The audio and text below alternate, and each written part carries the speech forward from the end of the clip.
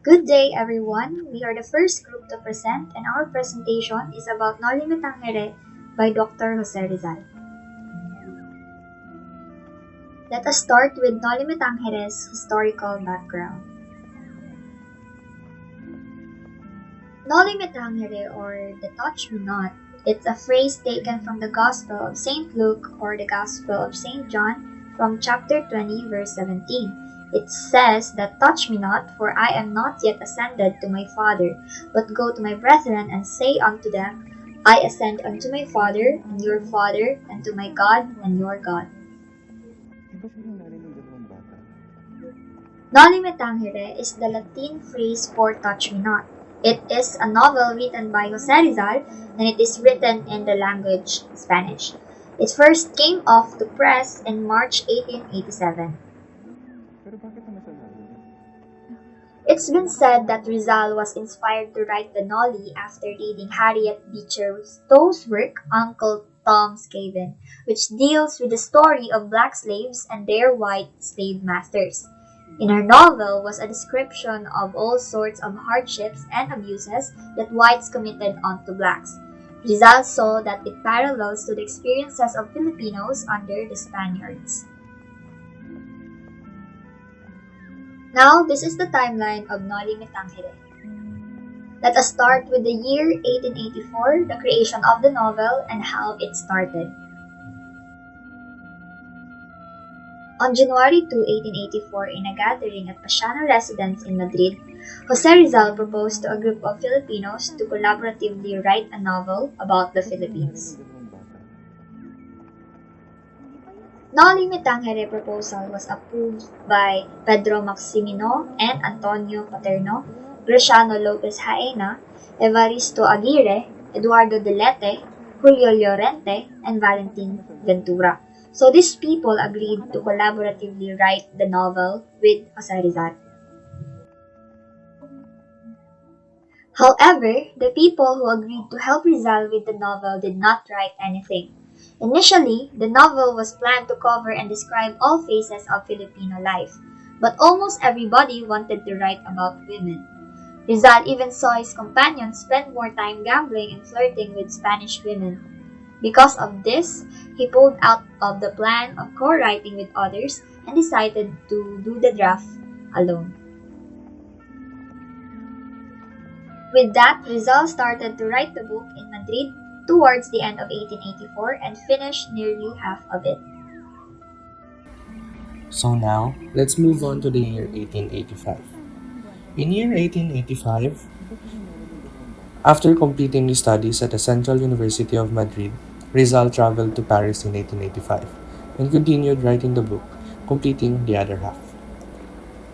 In year 1886, the last fourth of the book was written by Rizal in Wilhelmsfield, Germany, between the months of April and June of 1886. In 1887, Noli Me Tangere's manuscript underwent final modifications by Rizal in Berlin during the cold days of February 1887.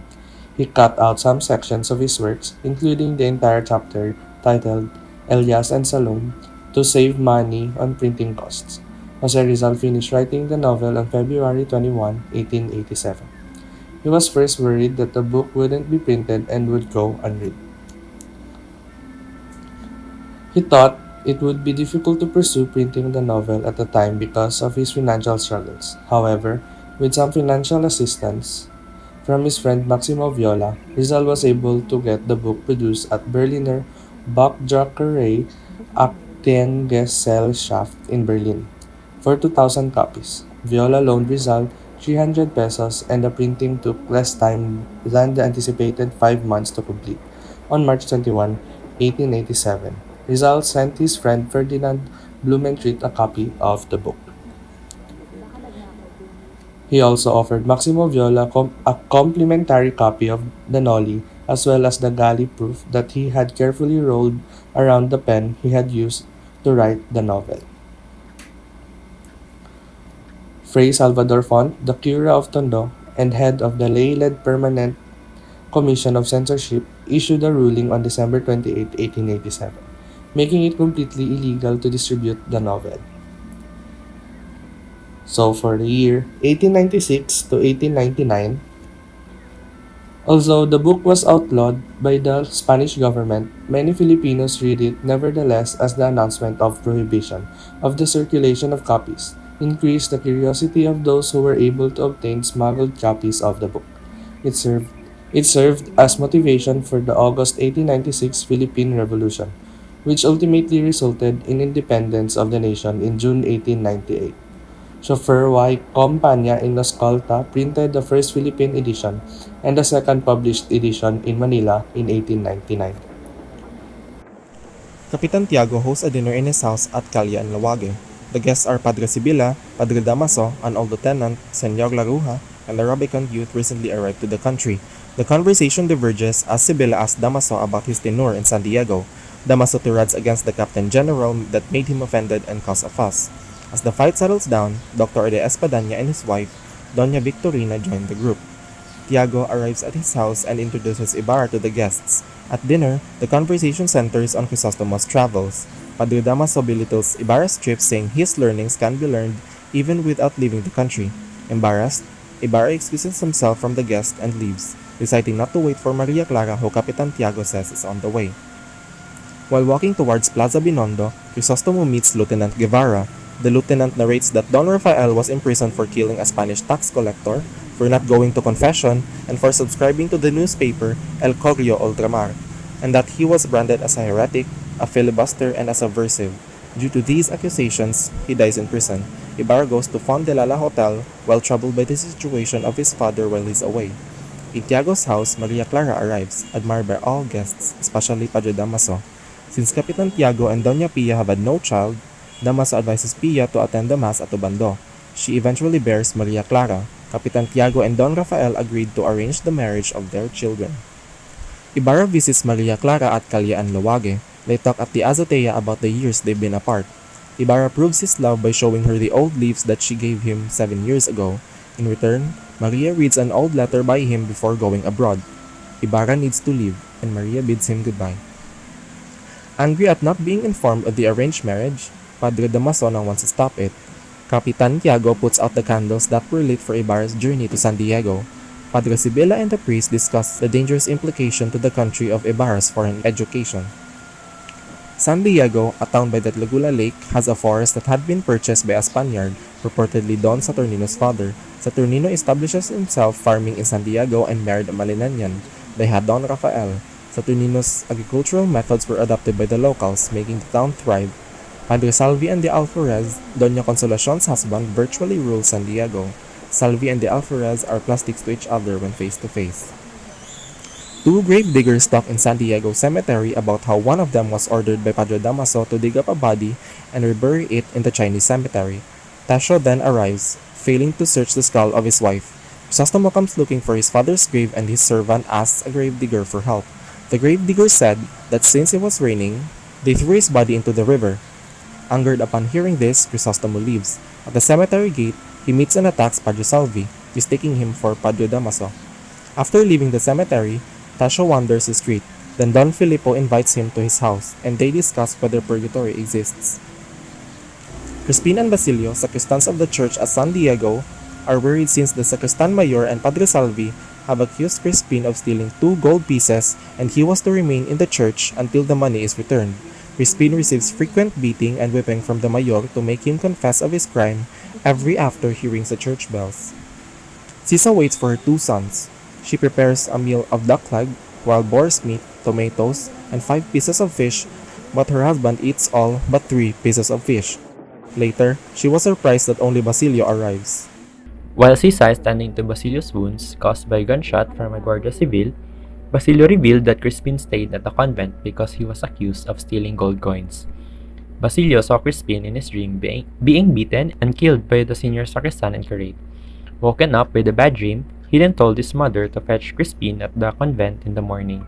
Morning came, Sisa went to the convent with gifts to reconcile with the curate. Sisa was told that Crispin ran away after stealing many things. Sisa wept and then chased out into the street. Ibarra was standing on a lake where Don Rafael's body was thrown. After paying respect, Ibarra talked with the local schoolmaster about the issue concerning the education of the poor, and Ibarra promised to help just like his father.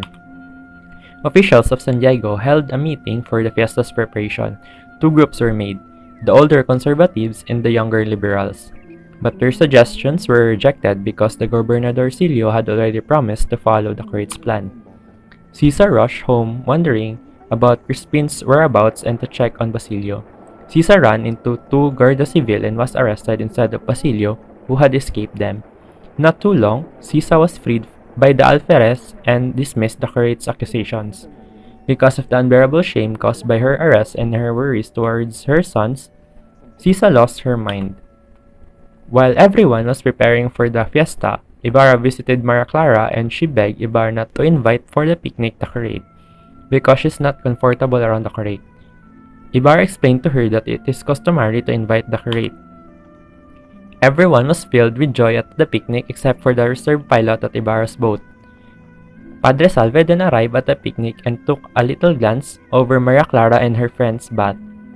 At lunch, Padre Salve and Alferez took turns embarrassing each other. After Ibarra received the good news that his town school project was approved, civil guards arrived looking for Elias, who turns out to be the reserve pilot. After that, Ibarra then visits Tasio to consult him about his town school project. At the end of their discussion, Ibarra took Tasio's advice. On the evening of the fiesta, everyone was having fun, and the busiest spot was close to Ibarra's house. Everyone seems to support his project, including the curate and the coadjutor, that expressed their support. Ibarra starts to think that Tasio was worried for nothing, but Tasio is not convinced. Hoping that Ibarra will get along with Padre Damaso, Capitan Tiago invites them both to a dinner in his house. Ibarra politely declines and instead goes out to the plaza with Maria Clara and her friends, where Sisa suddenly pops and blurts out a confused account of her sons, the curate's gold in her garden. Everyone at San Diego proceeded to the church to attend the Mass of Padre Salve and Padre Damaso on Sunday, the last day of the fiesta. Padre Damaso attacked Ibarra indirectly in his sermon by talking of unconfessed sinners dying in prison, an unnamed reference to Ibarra's father, and puff-up half-breeds. After the Mass, Ibarra got a warning from Elias not to go down the trench at the laying of his school's cornerstone. Important people gathered to witness the lowering of Ibarra's school cornerstone. As Ibarra took his turn to go down the trench, the entire contraption collapsed and the man who built the derrick was found dead. Elias visits Ibarra at his house and informs him that many enemies are out to ruin him. He says many people would want him dead. He affirms that he is only paying his debt since Ibarra saved him. At dinner, Padre Damaso belittles Ibarra for building a school. Ibarra remains silent, but when Padre Damaso insults his father's honor, Ibarra lunges at the curate with a knife in hand. Fortunately, Maria Clara intervenes. The town captain criticizes Ibarra while others opine that Ibarra will be branded as a filibuster and will be excommunicated. Don Filippo and Capitana Maria agree that Ibarra did the right thing in protecting his father's honor and memory. Arriving from the convent, Capitan Tiago tells Maria Clara and Tia Isabel that he has agreed to break his daughter's wedding engagement. He adds that Maria Clara must forget Ibarra since she would now marry a relative of Padre Damaso. The Governor General converses with Ibarra about the dinner incident. He assures Ibarra that he will be protected by the government and promises that he would talk to the Archbishop regarding Ibarra's excommunication, while advising Captain Tiago not to break his daughter's engagement to Ibarra. Another procession is held, where the town displays the images of Saint John, Saint Francis, Santiago, and the Virgin.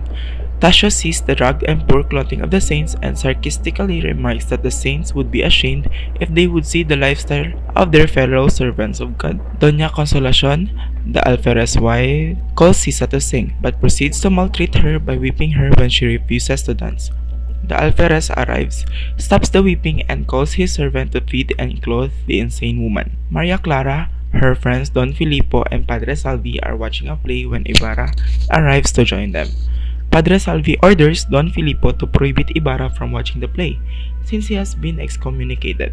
Padre Salvi walks out when Don Filippo refuses to prevent Ibarra from watching the play. Elias informs him that Maria Clara is sick with a fever.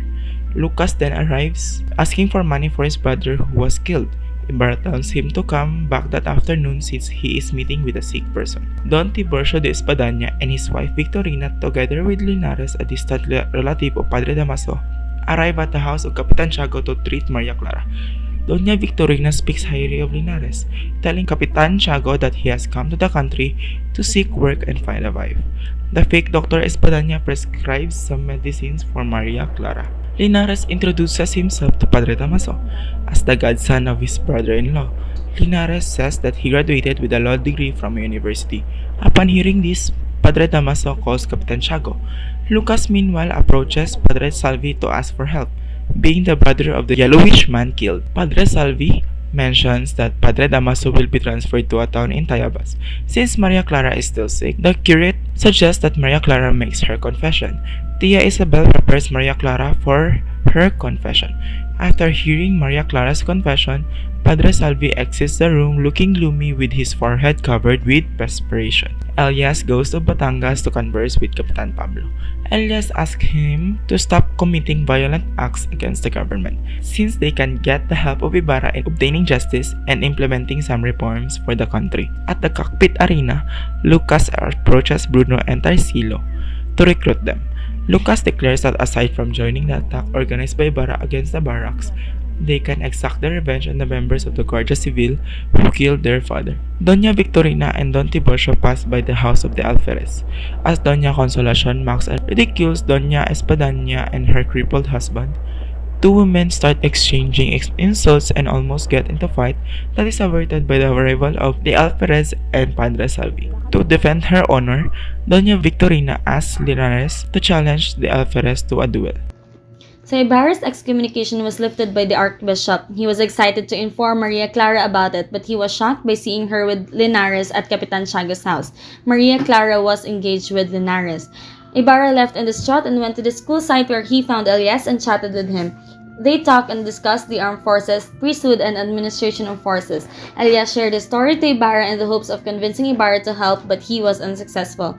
Later in the novel, Ibarra was accused of plotting an attack on the town. It was the plan of Lucas. Elias, however, knew about it and helped Ibarra by burning letters that could implicate him. As he burns the letters, Elias finds out that Ibarra's great-grandfather was the one who accused his great-grandfather of arson, which ruined his family. He was saddened by his discovery, but later he moved on. The planned attack on the town failed, but unfortunately Ibarra was arrested by the Guardia Civil, and Elias, knowing the arrest, burned Ibarra's house to clear all evidence. Rumors and beliefs spread throughout the town. Different stories are made about the rebellion. Meanwhile, a maidservant discovers Lucas' body hanging from a tree, and Elias investigated the scene and notices a morsecos on Lucas' clothes, and later, he saw morsecos on the clothes of the senior sacristan. On the other hand, Tarsilo was captured by the Alferez. They questioned Tarsilo and wanted him to confess that Ibarra was involved in the attack, but Tarsilo kept silent until his death. Ibarra, along with other prisoners, were transported to the provincial capital. Along their way, Ibarra was stoned and ridiculed by the people, blaming him for their misfortunes. As Capitan Tiago throws a party for Maria Clara and her betrothal, Maria Clara was saddened because of the news about Ibarra's captive. She went to Azotea and saw Ibarra, who had been rescued from prison by Elias. She asked Ibarra for forgiveness. They later on bid their goodbyes to each other. Ibarra and Elias tries to escape, but they were found by the Guardia Civil and were chased in the lake. Elias drew the Guardia Civil's attention, saving Ibarra, but Maria Clara thought Ibarra was killed while trying to escape. In her despair, she asked to enter a nunnery and break her engagement. She was then permitted. On the other hand, Basilio was looking for his mother, Sisa, and found her in the town of San Diego. Later, she died at a forest owned by the Ibarras. Elias saw Basilio mourning and instructed him to burn his mother's body along with his, for he will not live longer. He also told Basilio to dig through the ground for buried gold and use it to study. So, for the epilogue of Noli Tangere, Maria Clara entered the nunnery. Padre Salvi and Padre Damaso left town and went to Manila later on Padre Damaso died. Capitan Tiago stopped going to church, fell into depression, and became addicted to gambling and opium. The Alferez was promoted and returned to Spain, leaving Doña Consolacion behind. Doña Victorina still lives the life of a Spanish woman, while Linares, her cousin, dies of dysentery. On the other hand, two patrolmen reported seeing a woman insanely standing at the top of the convent during a raging storm. When the authorities tried to investigate, the abbess forbade it in the name of religion. So that is all for the summary of the Noli Tangere.